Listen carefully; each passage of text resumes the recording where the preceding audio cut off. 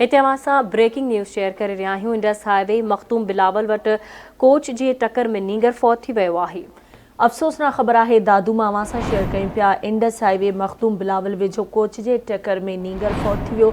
नींगर Bilawal कमराणी road cross करण दौरान coach जे टक्कर में फौत थियो। नींगर जो लाश सिविल अस्पताल मुंतकिल कयो वियो आहे। कार्रवाई बाद मड़ वारसनि हवाले कयो वियो। अहम ख़बर अवां खे ॾियूं पिया। दादूमा इंडस हाईवे मखतूम बिलावल वेझो कोच जे टक्कर में नींगर फौत थी वियो आहे।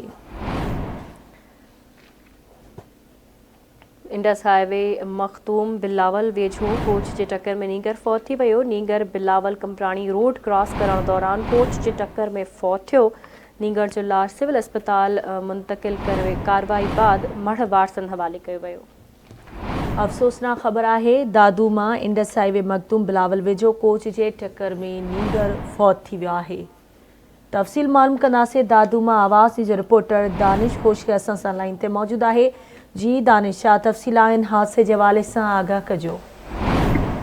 जी बिल्कुल, ही इंडस हाईवे मखदूम बिलावल वटि कोच जे टक्कर में 10 साल नींगर आहे उहो फौत थी वियो आहे। बिलावल पुट अब्दुल रसूल कमराणी तौर फौती नींगर जी सुञाणप थी आहे। इतला ते जेको आहे सो पुलिस पहुची मखदूम बिलावल जी उन नींगर जो जेको लाश आहे उहो सिविल अस्पताल दादू मुंतकिल कयो आहे। जॾहिं त कोच ड्राइवर आहे उहो मौक़े वारे हंधा फरार थी वियो आहे ऐं मखदूम बिलावल पुलिस जेको आहे उहो कोच खे पंहिंजी तहवील में वठंदे थाणे मुंतकिल करे छॾियो आहे। जी ठीक है दानिश, खुश्क अपडेट करण लाइ तव्हांजी वॾी महिरबानी।